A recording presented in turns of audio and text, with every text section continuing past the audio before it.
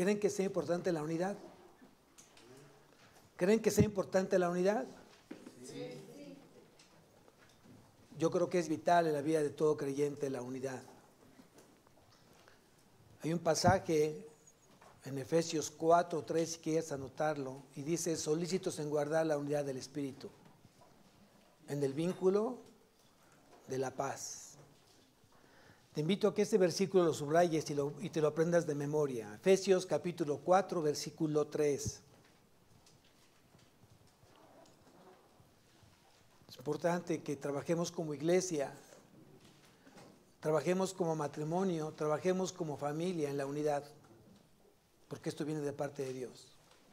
No es mi unidad, es la unidad del Espíritu Santo en el vínculo de la paz. Vamos a ver otra ofrenda más que habla el libro de Levítico.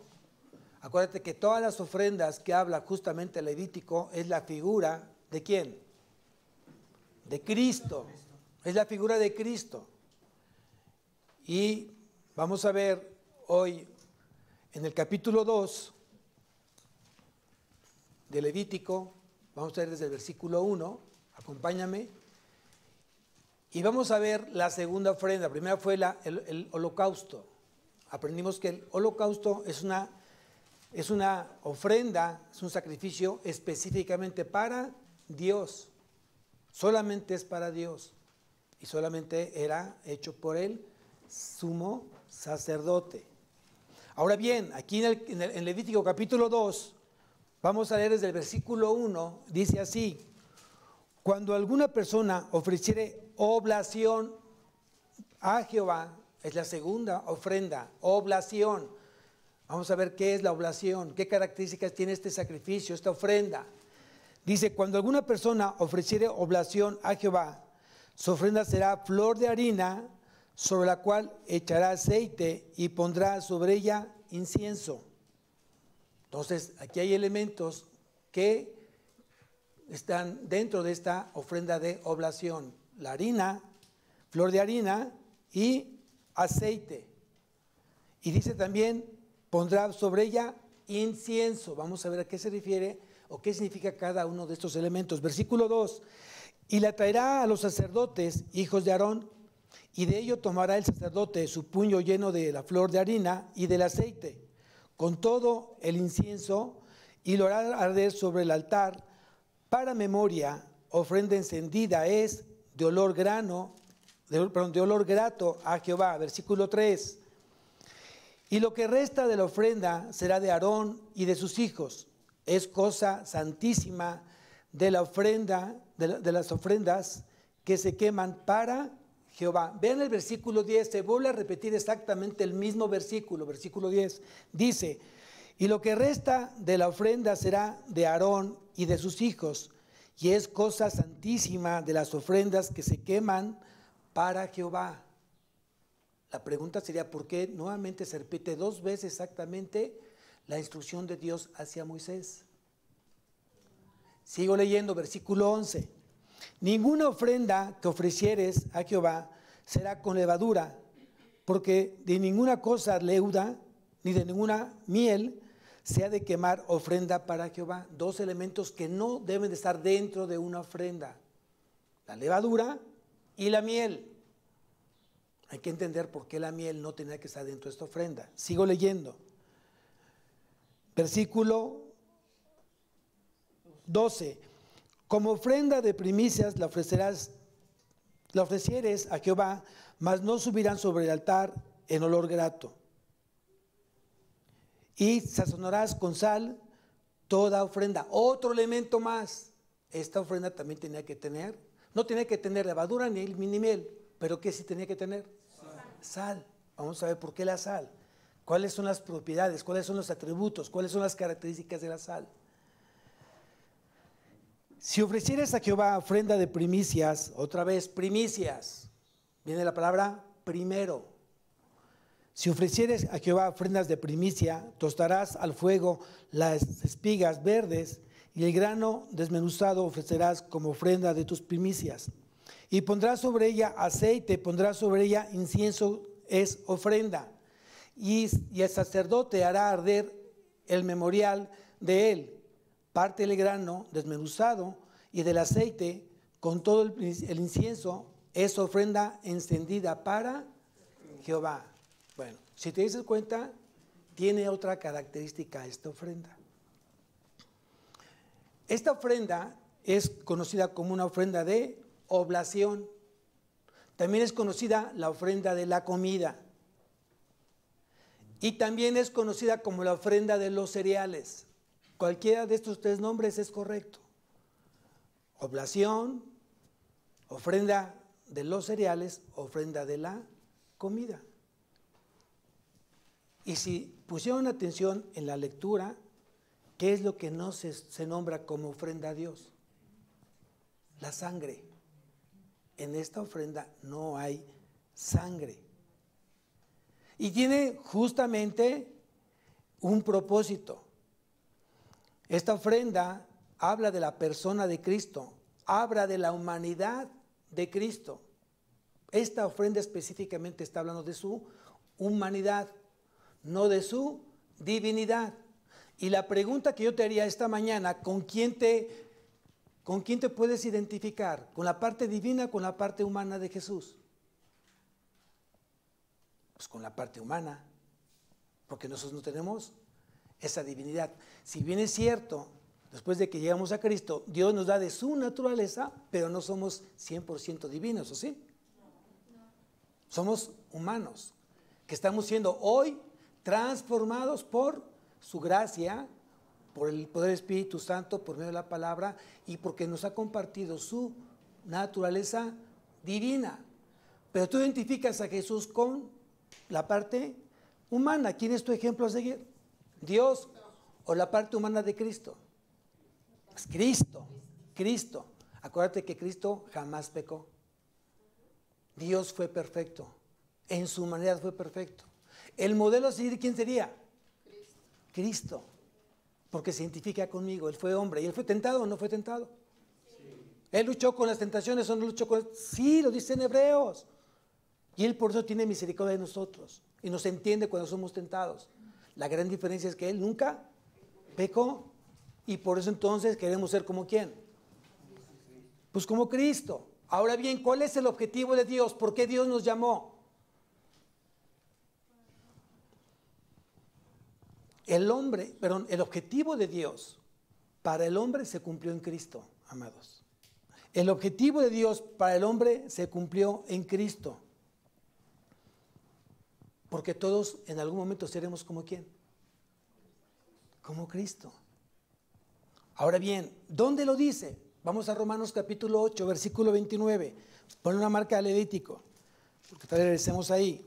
Romanos capítulo 8.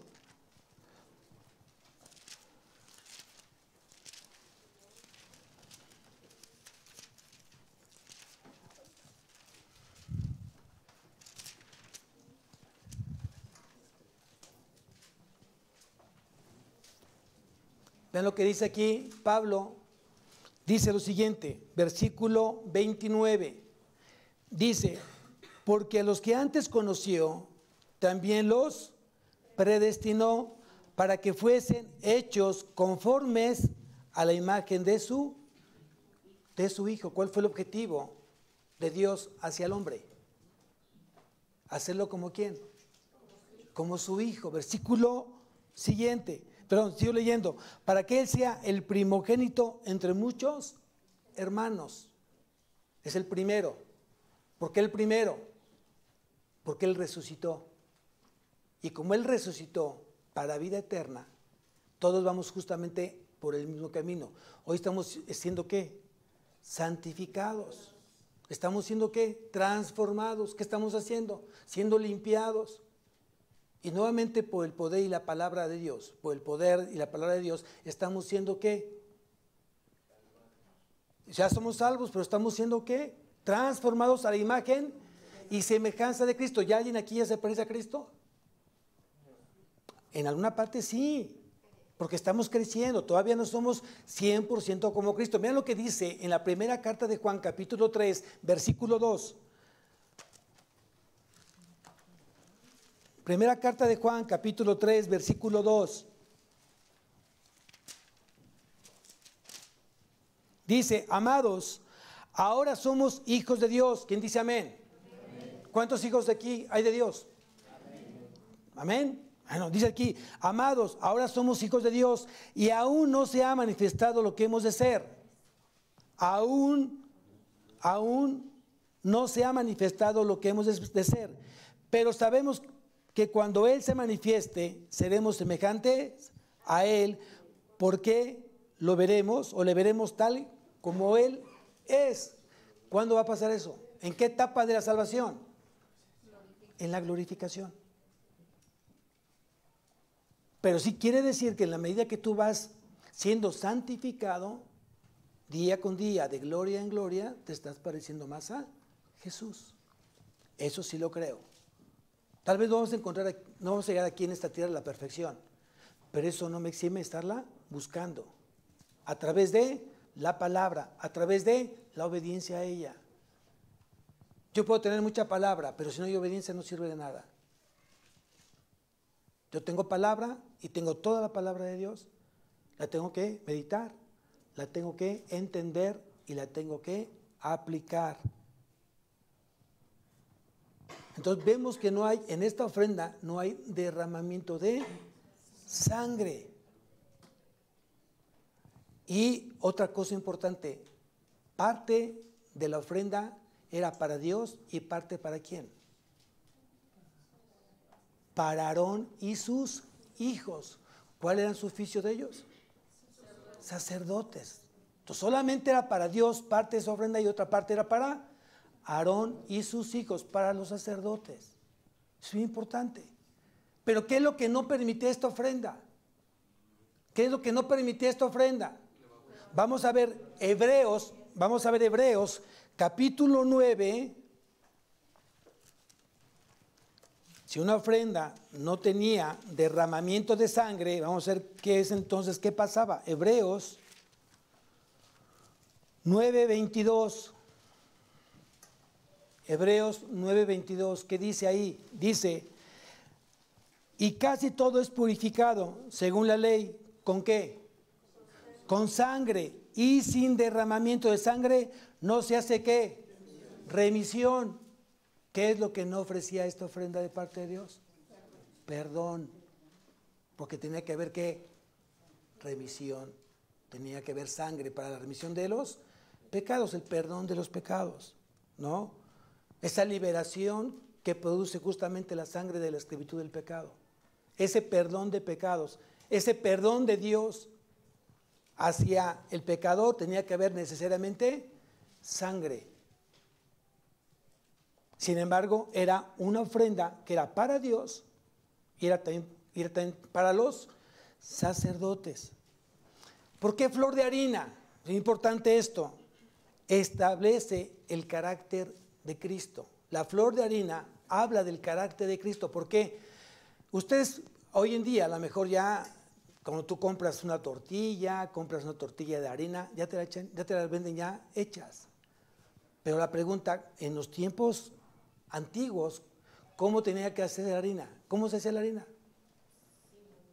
Tenía que triturarse, golpearse el grano. Tenía que machacarse el grano. ¿Hasta que era qué? Convertido en polvo. Fue justamente lo que pasó Cristo antes de llegar a la cruz. No fue golpeado, no fue lastimado, no fue machacado. Entonces justamente la flor de harina habla del carácter de Cristo. Para tener justamente ese polvito blanco de harina tenía que el grano someterse, pasarse por un golpeteo, estarse moliendo, y no es en una hora, no es en 30 minutos, tenía que ser por mucho tiempo hasta que ese grano se convirtiera justamente en polvo. Entonces tú lo ves como una figura, la flor de harina, como el carácter de Cristo. Justamente Cristo pasó eso por amor a nosotros. También dice que otro elemento que tiene esta ofrenda de oblación es el aceite. Y el aceite es la figura del Espíritu Santo. El aceite es la figura del Espíritu Santo. Y yo pregunto, ¿por quién fue engendrado Jesús? A ver, vamos a Mateo capítulo 1, versículo 18. Es importante que todo esto lo aprendas y lo tengas bien aprendido, anotado, para que tú lo enseñes posteriormente.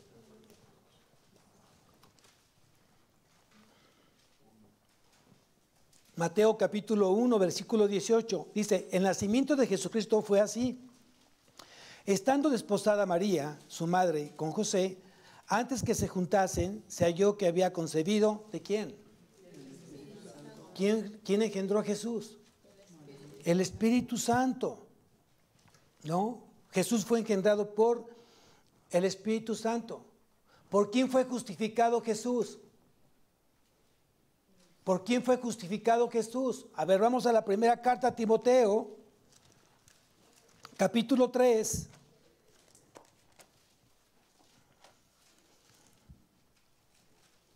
Versículo 16. Primera carta a Timoteo, capítulo 3, versículo 16. Dice así, e indiscutiblemente grande es el misterio de la piedad. Dios fue manifestado en carne, justificado en el Espíritu. Entonces Jesús fue justificado en el Espíritu. ¿Y cuándo sucedió justamente eso? Regresamos a Mateo. Regresamos a Mateo, capítulo 3. ¿Cómo fue que fue justificado por el Espíritu Jesús? Mateo capítulo 3, versículo 16, dice así, y Jesús, después que fue bautizado, subió luego del agua, he aquí los cielos le fueron abiertos, y vio al Espíritu de Dios que descendía como paloma y venía sobre él. En ese momento fue justificado en el Espíritu. Es muy importante que todo eso lo aprendamos y lo tengamos bien presentes para que tú lo puedas explicar posteriormente. Sus gracias, cuando habla en plural, sus gracias, hablamos de la multiforme gracia de Dios, que es el que tiene varias gracias, varias formas de la gracia, ¿no? Y dentro de esas multiforme gracias de Dios, justamente es la salvación, porque por gracia soy ¿qué? Salvos. Ese amor de Dios hacia la humanidad se manifiesta a través de la gracia y por gracia somos salvos. ¿Quién durmió hoy? ¿Quién descansó hoy? ¿Quién desayunó hoy? ¿Quién se pudo mover hoy? ¿Quién pudo abrir sus ojos y vio la luz? Todo eso es la gracia. Todo esto es la gracia. Y muchas veces nos olvida vivir bajo la gracia del Señor. No fuiste tú. Donde tú hoy te acostaste, no fue algo que tú hayas adquirido, sino había sido por la gracia de Dios. Aunque tú digas, yo lo compré, pastor. No, a ver. Hoy tú tienes vida, tienes hoy salud y tú tienes trabajo por su gracia del Señor. Y el día que Dios quiera decir, hasta aquí, se acaba todo. Aunque seas muy inteligente, aunque tengas mucha capacidad. Esto tenemos que aprender, amados. Hoy nos movemos gracias a su gracia, respiramos gracias a su gracia. Y hoy tenemos a una familia gracias a su gracia. Hoy tenemos vida, salud, gracias a su gracia. Tenemos que aprender a vivir bajo las gracias, bajo la multiforme gracia de Dios. El incienso corresponde a la gloria moral de Dios. El incienso corresponde a la gloria moral de Dios. Hoy tenemos que vivir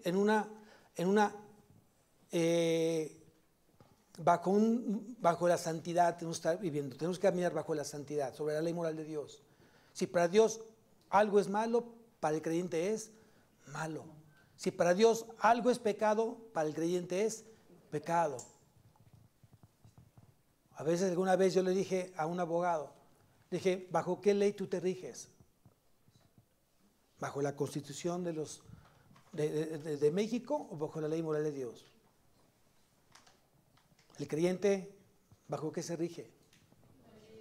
Es muy importante eso, amados. Y más ahora que las cosas que hoy, lo inmoral es legal.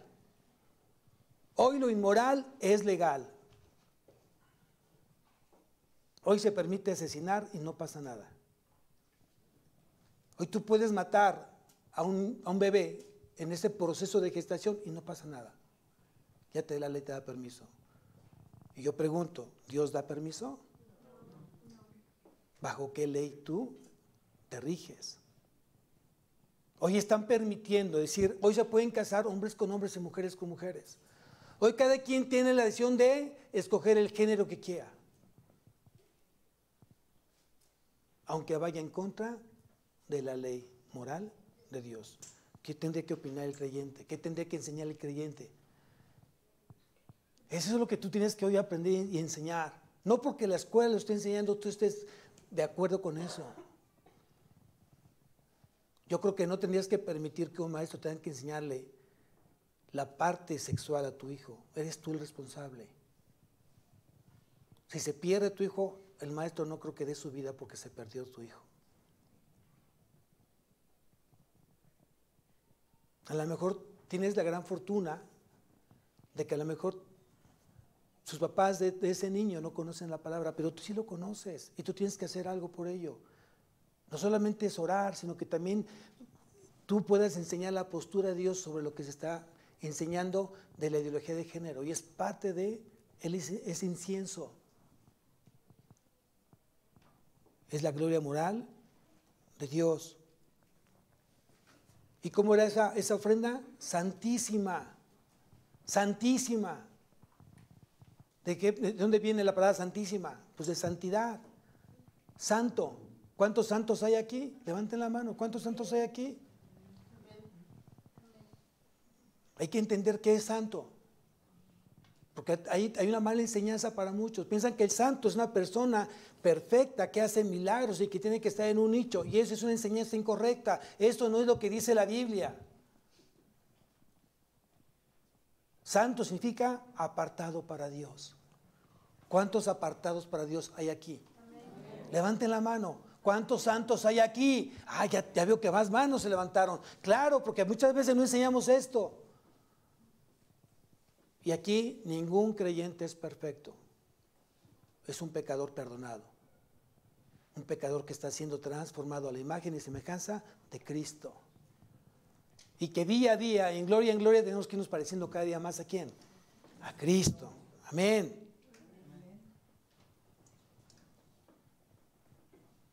Entonces esta ofrenda, que era santísima, significa que todavía puede comerse ¿por quiénes? ¿Por quiénes? Por los descendientes de Aarón. ¿Quién fue Aarón? El sumo sacerdote.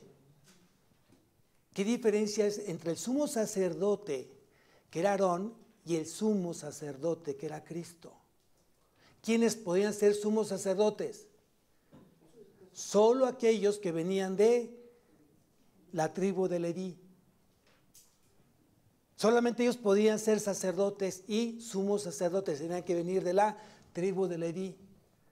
Y yo pregunto, ¿de qué tribu venía Jesús? De Judá.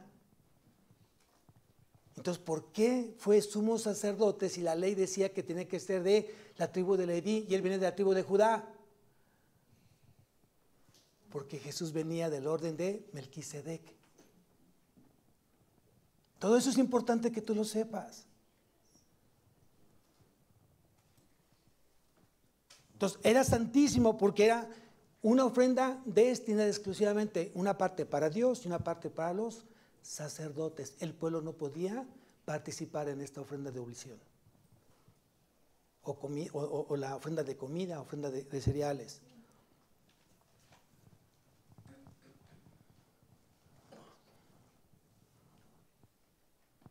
Viene el hebreo Kodesh, apartados para sacerdotes, Kodesh en hebreo. Ahora bien, ¿qué es lo que no se podía quemar? ¿Qué es lo que no tenía que tener esta ofrenda? Levadura y miel. ¿Qué simboliza? ¿Qué figura es la levadura? Es lo que vamos a aprender el día de hoy. Vamos entonces a Levítico Nuevamente vamos a Levítico, capítulo 23.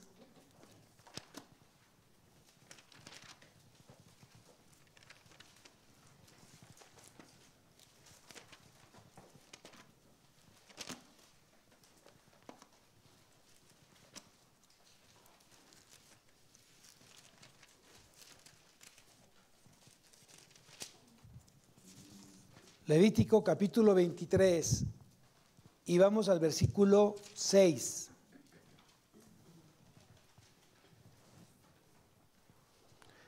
En el capítulo 3 de Levítico habla de las fiestas solemnes de Israel. En el capítulo 23 habla de las fiestas solemnes. En el versículo 6 habla de la segunda fiesta judía. Dice en el versículo 6, y a los 15 días de este mes es la fiesta solemne de los panes sin levadura. ¿Podían hacer panes? ¿En esta fiesta había panes? Sí. ¿Qué es lo que no tenía que tener este pan? Levadura. La masa con que se hacía el pan no tenía que tener levadura. Ahora, aquí es bien importante esto. Acuérdate que venía primeramente la fiesta de la Pascua.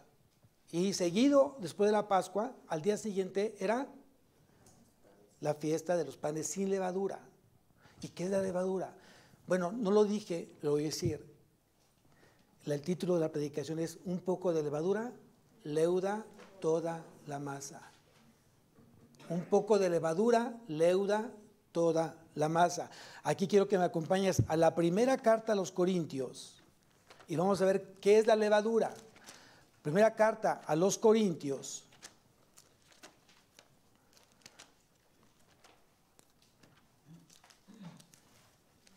Y dice,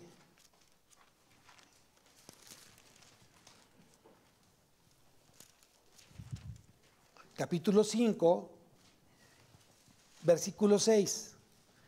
Primera carta a los Corintios, capítulo 5, versículo 6. Y dice lo siguiente, ¿no es buena vuestra jactancia? ¿No sabéis que un poco de levadura leuda toda la masa? Limpiaos pues de la vieja levadura, para que seáis, ¿qué dice ahí? Nueva masa, sin levadura, como sois, porque nuestra Pascua, que es Cristo, ya fue sacrificada por nosotros. Versículo 8, así que celebramos la fiesta, no con la vieja levadura, ni con la levadura de malicia y de maldad, sino con panes sin levadura, de sinceridad y de verdad. ¿Qué se refiere a la fiesta de los panes sin levadura? El significado profético de Levítico era justamente, después de que Cristo era justamente ese pan sin levadura, era la figura de Cristo. Es la comunión y el compañerismo que tenemos con Cristo. ¿Qué significa? Una vida sin pecado, una relación sin pecado, una comunión sin pecado. ¿Cómo es esto, pastor? Si usted acaba de decir que no hay creyentes perfectos. Quiere decir que hay creyentes que están siendo perfeccionados, pero que van pecando aún todavía en este momento, siguen pecando. Una cosa es que tú practiques el pecado y una cosa es que tú peques. Son cosas completamente distintas.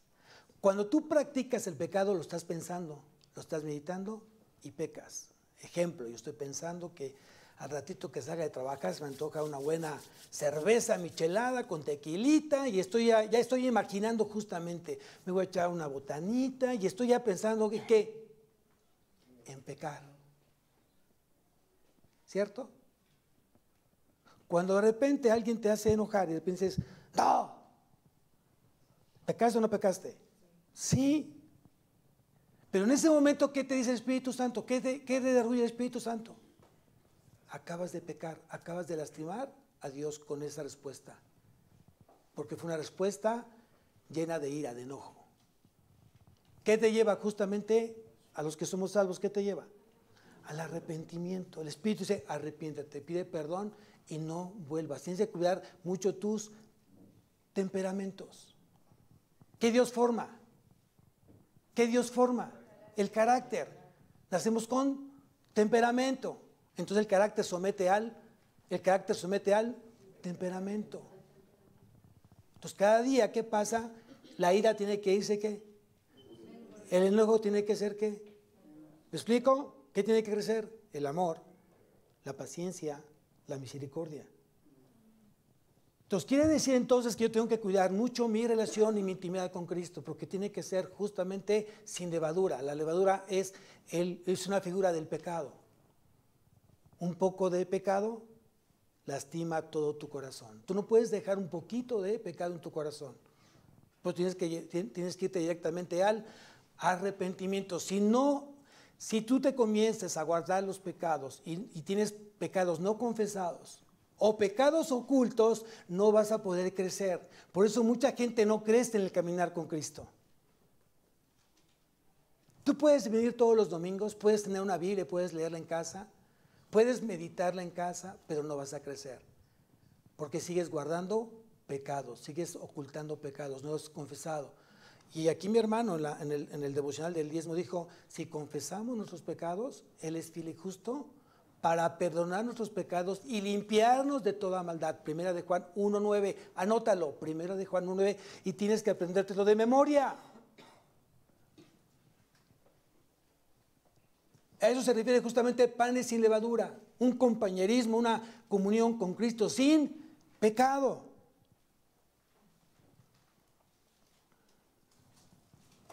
Entonces la levadura es el pecado, es una figura del pecado o de algo pecaminoso.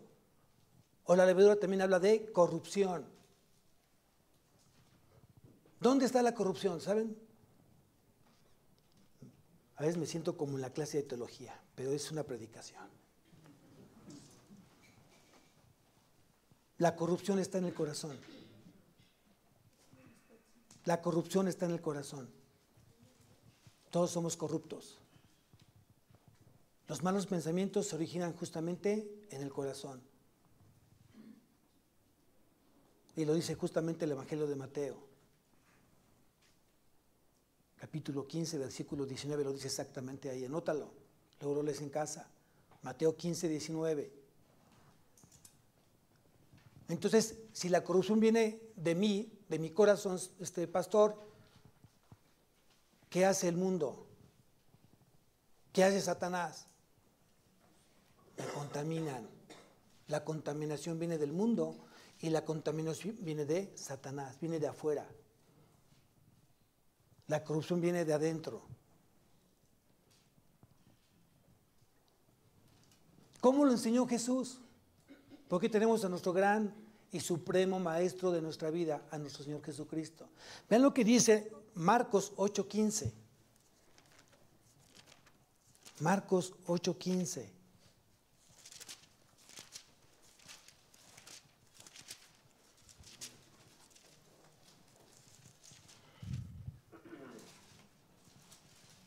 Vamos a leer desde el versículo 14, por favor.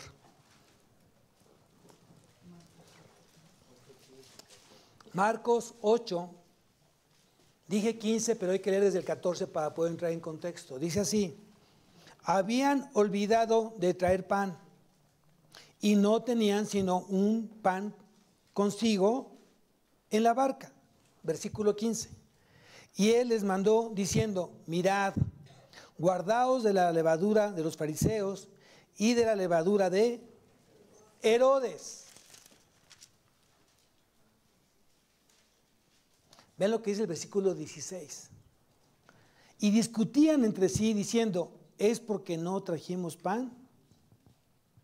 Muchas veces Dios hablaba de esta manera, hablaba de parábolas,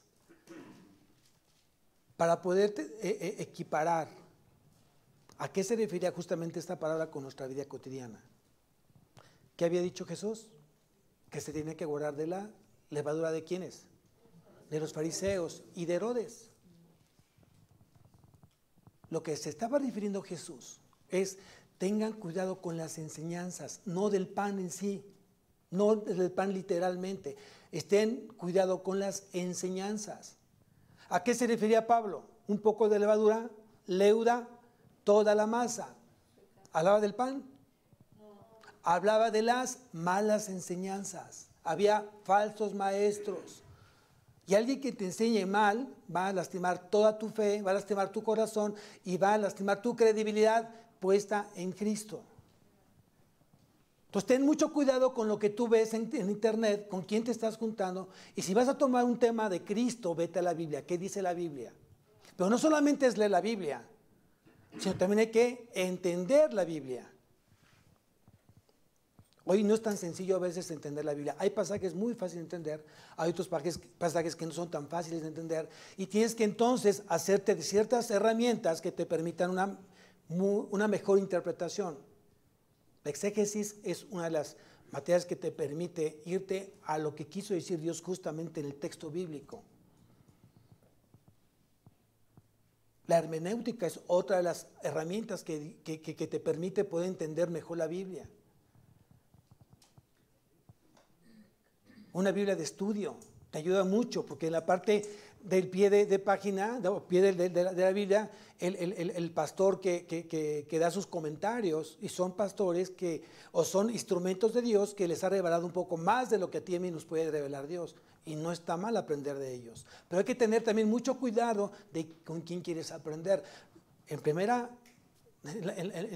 la primera etapa de tu vida espiritual o de crecimiento espiritual, pues obviamente Dios puso un pastor a tu vida. Entonces tendría que ser el pastor el que te enseña a ti cómo guiar, él tendría que guiarte, dirigirte y enseñarte qué es lo que quiso decir Dios. Y el pastor no lo sabe todo, pero lo más importante que es, si no lo sabe el pastor, le ponemos pausa a tu pregunta, lo voy a investigar y luego te lo digo. Y tratamos de asegurar que entonces la enseñanza sea lo más cercana a lo que quiso decir Dios. Ten mucho cuidado con hablar lo que Dios no quiso decir. No le pongas palabras a Dios en su boca, porque eso es pecado, es ofender a Dios, es menospreciar justamente su palabra. Entonces aquí a eso se refiere justamente Jesús, esa enseñanza. Ten mucho cuidado con las enseñanzas de Herodes y con las enseñanzas de los fariseos. ¿Qué era más importante para los fariseos que la ley? ¿Había algo más importante que la ley de los fariseos? Sí. ¿Qué? La tradición de los ancianos. Y eso era del hombre, no de Dios. Cuando quisieron reconvenir a Jesús, ¿por qué tus discípulos están comiendo sin lavarse las manos? Están violando la tradición de los ancianos. ¿Qué fue lo que contestó Jesús? Ah, no, sí tienen razón, perdón, es que no había leído este pasaje. ¿Así dijo Jesús? Ustedes invalidan la ley, no honrando a sus padres, no honrando a su padre y su madre. Y para ustedes es un sacrificio, es un corbán a Dios, lo que debería ser un instrumento, un medio para honrar a tus padres. Lo que entra no es lo que contamina, sino lo que sale, porque sale de vuestro corazón. Lo que entra se va a la letrina, al baño, pero lo que sale, ¿de dónde sale? Del corazón. Tú estás más preocupado porque no se lavaron mis discípulos sus manos para llevarse el alimento a la boca, pero tú no cuidas tu corazón, que eso contamina más, lastima más, humilla más, hiere más. ¿Cierto o falso? Es lo que dice justamente eso Jesús. Entonces Jesús estaba previniendo que no se dejaran sorprender de las enseñanzas. Y el único maestro, supremo maestro, es Jesús. Fue Jesús, es Jesús, será Jesús. ¿Quién dice amén? Amén. Vamos otra vez a Levítico. Capítulo 2.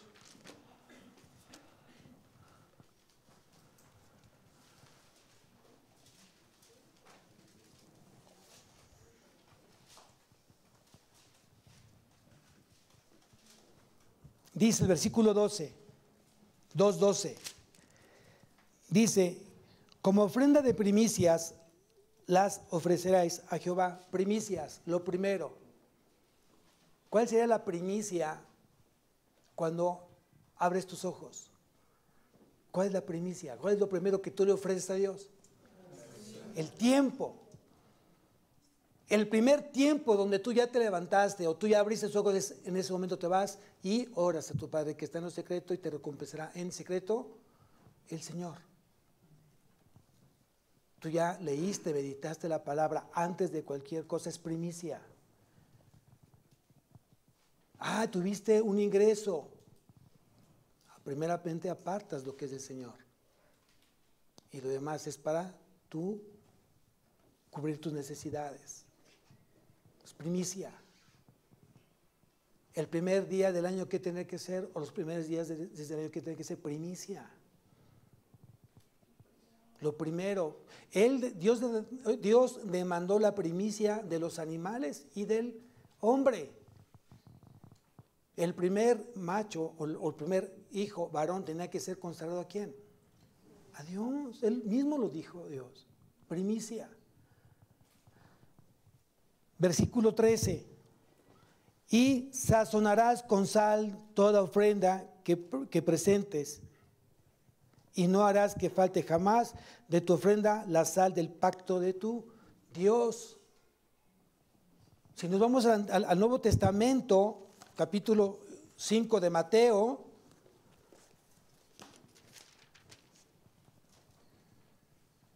con esto termino. Ya me ganó el tiempo, pero tengo que decirlo, es importante esto. Mateo capítulo 5, versículo 13, dice: vosotros sois la sal de la tierra, vosotros sois la sal de la tierra, pero si la sal se desvaneciere, ¿con qué será salada? No sirve más para nada, sino para ser echada fuera y hollada por los hombres. Tiene tres propiedades o tres funciones la sal. Primero, es antiséptico. La sal es antiséptico. ¿Qué significa? Que detiene la corrupción o echarse a perder la carne. Tú salas una carne y va a permanecer mucho más tiempo esa carne porque no tan fácilmente se echa a perder. ¿Cómo lo aplicas en tu vida? Si Jesús te está diciendo que tienes que ser sal en la tierra, ¿qué significa? Que a través de ti, si bien es cierto, tú no quitas el pecado, lo quita la sangre de Cristo, pero tú eres un instrumento de Dios, santo, apartado justamente del pecado. Cuando tú sabes que alguien está en pecado, ¿qué es lo que tendrías que hacer? Reconvenir. La gente que hoy te conoce dice: wow, llevas una vida sumamente tranquila, quiere decir una vida no como la mía. Yo no te escucho que mientas y yo miento cada rato. Yo no escucho que te peleas cada rato con tu esposa, yo sí me peleo todos los días. Yo no veo que trances y tienes tu chance de transar y yo sí transo. ¿Por qué? Porque yo soy sal. Dios me manda que sea sal en la tierra. Segunda función de la sal es provoca sed. Llévala a tu vida espiritual. ¿Qué tienes que provocar? Sed de la palabra, sed de Cristo. Si alguno tiene sed, venga a mí, dice Jesús. Tú tienes que provocar esa sed. En la escuela, en tu trabajo, en tu casa. Muchas veces en la casa no necesariamente se habla de la palabra, pero si Dios te puso justamente en esa casa, en ese hogar, donde falta la palabra, Dios te puso para que tú seas sal, y provoques sed en tu casa, con tus padres, con tus hermanos. Esa es parte de la segunda función. Y la tercera función o propiedad de la sal es da sabor. La sal da sabor a los alimentos. ¿Qué significa? La conducta ejemplar del creyente. A eso se refiere la conducta ejemplar del creyente. Le das una razón a tu vida. Y lo dijo mi hermano. Él dijo: gracias a este congreso, Dios habló más a mi vida. ¿Quién habló? ¿Quién habló en ese congreso? Habló Dios, habló su palabra, habló el Espíritu Santo. Y los que fueron, fue una gran bendición. La pregunta es: ¿vas a estar tú así, escuchando bendiciones sin recibir la tuya? La gente que no viene los domingos se pierde la bendición de Dios y solamente las escucha. No, es que si hubiera estado, es que Dios habló de eso. ¿En serio? Sí, dijo aquello. ¿En serio? Solo reciben y escuchan bendiciones, pero no las llevan a su vida. Los jóvenes que fueron al evento de jóvenes, ellos se llevaron esa bendición. Y los que no pudieron o no quisieron, se perdieron justamente esa bendición. Un hijo que se separa del núcleo familiar se pierde de bendición en casa, cuando no es el tiempo de dejar el nido. ¿Cuántas cosas pasan cuando un hijo sale de su casa porque quiere salirse? Para llevar una vida más de libertinaje en lugar de una vida más de orden y bendición. Cuando alguien sale de trabajo sin que alguien te haya invitado a salir, sales, te va peor. Y no quieres regresar. Es que me equivoqué. Pues, vamos, te quedas sin trabajo. Ten mucho cuidado con eso. Si Dios no te dice, camina, avanza, cámbiate, pues no hagas nada. Ten mucho cuidado con eso. Dios no necesita ser ayudado. Es que me quiero cambiar de trabajo porque yo creo que me va a ir mejor. Ya te lo dijo Dios. Es que me voy a cambiar de casa, me voy a cambiar de escuela, me voy a cambiar de país, me voy a otro país. Ya te lo dijo Dios. ¿O eres tan soberbio que te vas a ir a un sí, aunque no vaya Dios contigo? ¿Lo harías? Yo no. Yo no. Yo sé que ya me ganó el tiempo, pero bueno, apenas estaba empezando. Vamos a levantarnos, iglesia. Viene la velada de oración. El 2 de diciembre, 2 y 3. Cierra tus ojos. Padre bendito, te doy tantas gracias, Señor, porque hoy has hablado, mi Dios. Gracias por enseñarnos más de ti. Gracias porque hay tantas cosas que son figuras de Cristo en el Antiguo Testamento. Hoy aprendí, Señor, qué tan importante es que yo vea a Cristo como mi ejemplo. Vea la parte humana de Cristo con la cual yo me identifico. La gran diferencia es que sigo a un hombre que nunca pecó y que tuvo el carácter y que tuvo el amor y tuvo la misericordia. Mismos atributos que Él hoy me comparte para que yo los pueda ejercitar. El amor, el carácter, la misericordia. Te doy tantas gracias, Señor, por lo que estás haciendo en cada corazón, que se permite ser enseñado, que se permite ser transformado. Y oramos por aquellos que todavía tienen ese corazón de piedra, Señor. Aquellos corazones que todavía son de piedra y que no quieren cambiar, no quieren ser transformados. También dice tu palabra, Señor. ¿Cómo quieres acercarte a mí? ¿Con un espíritu de mansedumbre o con vara? Tú decídelo, tú escoge. Padre mío, te doy gracias, Señor, porque has ablandado mi corazón. Me has enseñado a menguar para que tú crezcas. Me has enseñado que muchas batallas de mi vida se han ganado a través de rodillas, Señor. Hazme más como tú, Señor, y quita de mí el orgullo, la soberbia, la altivez, el rencor, el resentimiento, que son basuras, Señor, en mi vida. Enséñame a amar, enséñame a perdonar, enséñame a obedecer, y lo que tengas que destruir de mí, te ruego, te imploro que lo destruyas, Señor, y hazme otra vez. Bendice este día, bendice esta semana, y gracias, Señor, te damos por tu misericordia, por tu amor, por tus enseñanzas, por tu palabra, por tu Espíritu Santo que mora en nosotros. Gracias, Señor. Gracias, Señor. ¿Qué sería de mí, Señor, si no hubieras perdonado, mi Dios? ¿Qué sería de mí si no hubieras encontrado, Señor? No sería más que nada, Señor. Gracias por tu amor y gracias por tu abrazo. Gracias por tu protección y por tu provisión que tú permites en nuestra vida, mi Dios. En Cristo Jesús te damos gracias. Amén y amén, Señor.